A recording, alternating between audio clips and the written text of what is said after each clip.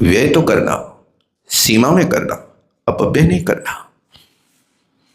कल परसों एक पत्र का कुछ विषय सामने रखा था। भारत में भोजन का अपव्यय साल में कितना भोजन का व्यय करते हैं, अपव्यय करते हैं, इस पत्रिका के लेख में था। उसको पढ़ करके रोंगटे खड़े हो गए। उसमें था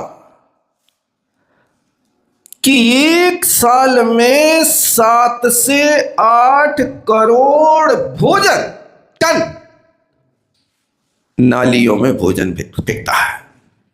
आप लोगों ने पढ़ा कि नहीं पढ़ा? नहीं पढ़ा हो तो पढ़ लेना, सुलभ जी के पास कार्टन है वो। शास्त्रों में तो लिखा है कि संत का क्षण और अन्न का कण कभी बर्बाद मत करना, क्योंकि जिसे अन्न को दुनिया देवता मानती है, उसे अन्न को आज के शौकिया लोग थालियां तो भर लेते हैं, लेकिन पेट पूरा नहीं भर पाते वे उससे। इस शौक हो रहा है, फैशन होती जा रही है, थालियां भर के रख लो और चिड़ियों की तरह चुग लो और शेष नालियों में फेंक दो।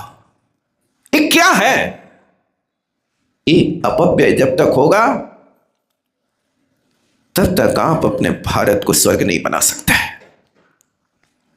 जन्मभूमि को कहा है स्वर्गादपि गरीयसी,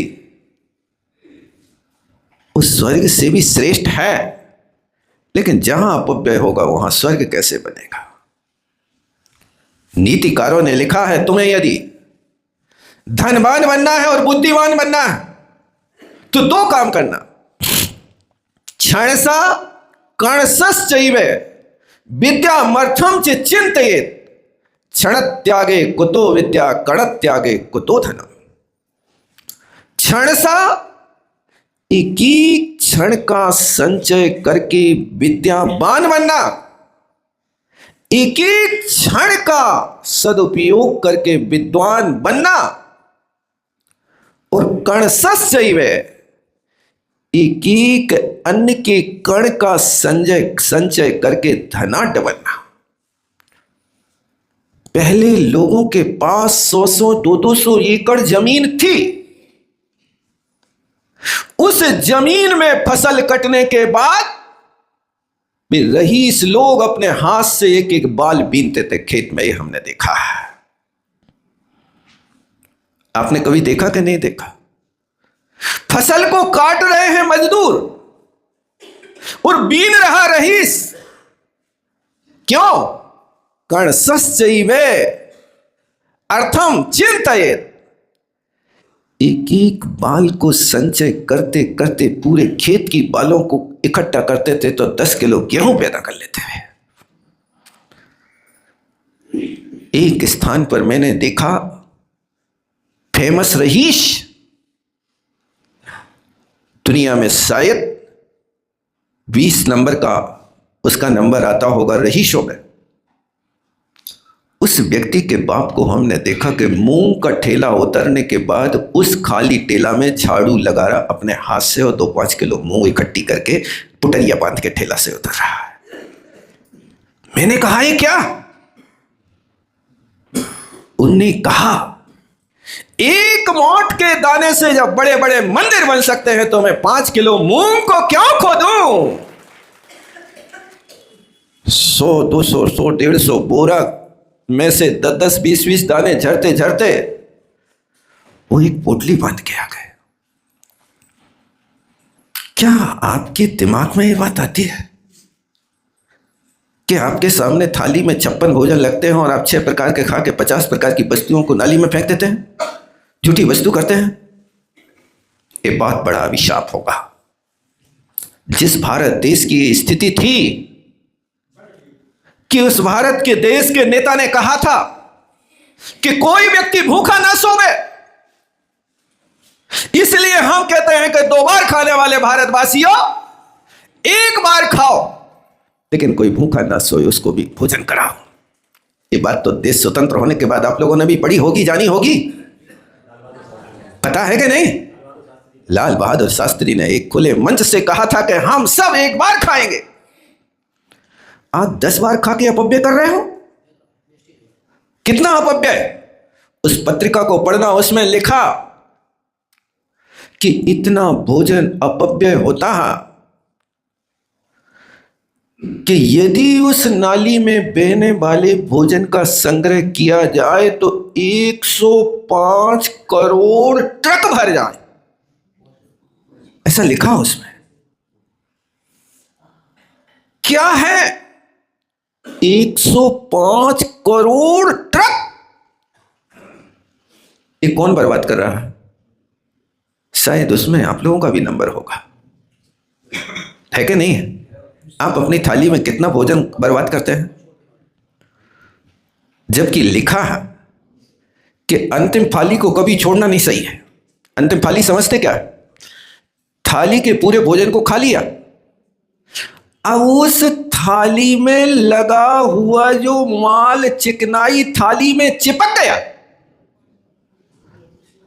वो रस देने वाली वस्तु इतनी पावरफुल है कि वो तुम्हारे शरीर में ऊर्जा प्रदान करेगी। जो भोजन किया अभी तक तुमने शायद उतना फल प्रदायी नहीं होगा जितना वो थाली में चिपका हुआ। क्या चिपका है?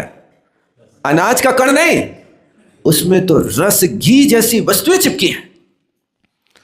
उसको धोकर पीना चाहिए। पहले लोग, उनके भोजन की थालियों को पता नहीं चलता था कि मांजने योग्य है कि नहीं है, ऐसे धोकर के पीते थे। आज शर्म लग रही लोगों को। इसलिए कोशिश करें, अपव्यय से बचने की कोशिश करें। हर वस्तु का पूरा प्रयोग करें, चाहे कपड़ा हो, चाहे भोजन हो। एक व्यक्ति अपने गांव में मंदिर बना रहा था। मंदिर बनाते बनाते पैसे की कमी पड़ गई, तो उसने सुना कि उस नगर का सेठ बहुत दानी है, वो कभी किसी को खाली नहीं भेजता, दे ही देता। इस व्यक्ति ने कोशिश की कि उससे मिलना चाहिए। वहां गए, उस सेठ जी से बड़ी विनम्रता से के साथ कहा, सेठ साहब, मैं ये मंदिर बना रहा हूं और मुझे कुछ पैसे की जरूरत है, और आप दानी हैं, आपका नाम दुनिया में चल रहा है, इसलिए मैं सोचता हूं कि काश आपके द्रव्य से हमारे मंदिर का शिखर बन जाए तो बड़ी कृपा होगी। सेठ ने उनकी बातों को समझ करके कहा, ठीक, चलो घर चलते हैं। और सेठ उस व्यक्ति को घर ले गया। शाम का वक्त था। सेठ ने दरवाजे के अंदर जैसे ही प्रवेश किया और अंदर आवाज लगाई, दीपक जला के लाओ। और वो व्यक्ति दीपक जलाया तो एक काड़ी से दीपक नहीं जला। जब दूसरी काड़ी की आवाज आई तो सेठ ने यहां से दहाड़ लगाई, क्या करते हो? दोनों काड़ियों से दीपक जलाया। क्या तुम्हें विवेक नहीं? हमारी संस्कृति तो एक काड़ी से 5 दीपक जलाती है और तुमने 2 काड़ी बर्बाद कर दी। साथ में रहने वाले व्यक्ति को लगा कि यार, ये तो बड़ा कंजूस आदमी है, एक काड़ी जलने पर इतना दहाड़ रहा है, ये क्या दान करेगा। लेकिन अब घर लाया है तो एक बार तो देख लो इनकी शक्ल के, देख करते क्या है। इतना डांटने के बाद जब अंदर गए और गद्दी पर बैठे तो कहा, 50,000 रुपए निकाल के ले आओ। और जब सेठ ने उस व्यक्ति को 50,000 दिए तो उस व्यक्ति का तो हृदय कांपने लगा और कहा कि हमने तो ये सोचा ही नहीं था कि जो व्यक्ति एक काड़ी पर इतना बेतंडावाद खड़ा कर दे, वो व्यक्ति 50,000 का दान कर सकता है। सेठ ने कहा, अपव्यय करना अनर्थ दंड है। शास्त्रों में लिखा है, अपव्यय करो वहां पाप का कारण है, लेकिन दान करना तो शक्ति दस करना। दान देने वाला व्यक्ति कभी गरीब नहीं होता। 2 व्यक्ति दुनिया में सबसे ऊंचा स्थान पाते हैं, एक गरीब होकर के भी दान देता है और दूसरा शक्ति होने पर भी क्षमा करता है। ये दुनिया के सर्वश्रेष्ठ लोग माने जाते हैं। उसने दान किया, लेकिन एक काणी का अपव्यय सहन नहीं किया। क्या आपके घर में भी अपव्यय नहीं करने की सीख दी जाती है? कोशिश करो कि किसी भी वस्तु का अपव्यय ना हो, भोजन उतना ही बनाओ। इसलिए शास्त्रों में एक ऊनुदर की व्यवस्था है, भूख से कम खाओ। आप 2 मुट्ठी आटा की रोटी बनाओ, यदि एक रोटी के लिए भूख लगी रहे तो समझ लेना कि आप बहुत ईमानदारी का काम कर रहे हैं, साधना का काम कर रहे हैं। और यदि एक रोटी ज्यादा खा जाओ तो तुमने गलत काम कर दिया। क्यों? यदि आप एक रोटी भूख से कम खाओगे तो उधर रागनी के लिए पचाने में बहुत सहूलियत रहेगी। अग्नि ज्यादा जलती है तो उस पर पानी थोड़ा थोड़ा डालते हैं, पूरी अग्नि बुझा दोगे तो फिर आगे काम कैसे चलेगा? इसी तरह उस उद्राग्नि को उद्दीप्त जितनी हो रही है उससे कम भोजन देना, ताकि वो हमेशा एक्टिव बनी रहे, काम करती रहे, अन्यथा वो समाप्त हो जाएगी। इसलिए भूख से कम खाना, सीमित खाना।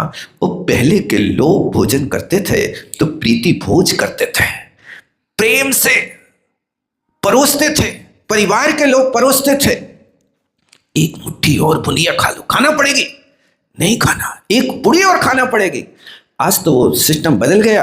आपके यहाँ दुकानें लगा दी जाती हैं, टेबलों पे खोल करके रख दिया जाता है। अब तुम्हारे चाहे हाथ जूठे हो, चाहे मीठे हो, चाहे दुनिया के वायरस से युक्त हो, चाहे कैंसर हो, चाहे टीबी हो, चाहे कोई भी रोग हो, आओ उठाओ खाओ और चले जाओ। कौन सा भोजन कहते हैं इसको? गिद्ध भोजन कहते हैं। ये बफर तो आपके शब्द हैं डॉक्टर लोगों के। ये जैसे वो गीत होता है ना, ऊपर से आए और उठा के ले जाए, ऐसे खड़े खड़े खाने की आपने आदत डाल दी। लेकिन ध्यान रखना, आप लोगों के लिए नियम है कि आप खड़े होकर के खाओगे तो आपके शरीर में दर्द हो जाएगा। खड़े होकर के खाना है तो कपड़े का लफड़ा छोड़ दो। जब तक तुम्हारे पास कपड़े का लफड़ा है तब तक तुम खड़े होकर नहीं खा सकते। खड़े होकर खाने की व्यवस्था तो सिर्फ मुनि महाराजों को है। क्यों? इसलिए है कि उन्हें मोक्ष मार्ग पे अपना काम करना है। यदि बैठ करके खाने लगे तो हिला डुला के, ठेर ठेर के, ठूस ठूस के फिर ज्यादा खाएंगे, फिर जाके सोएंगे।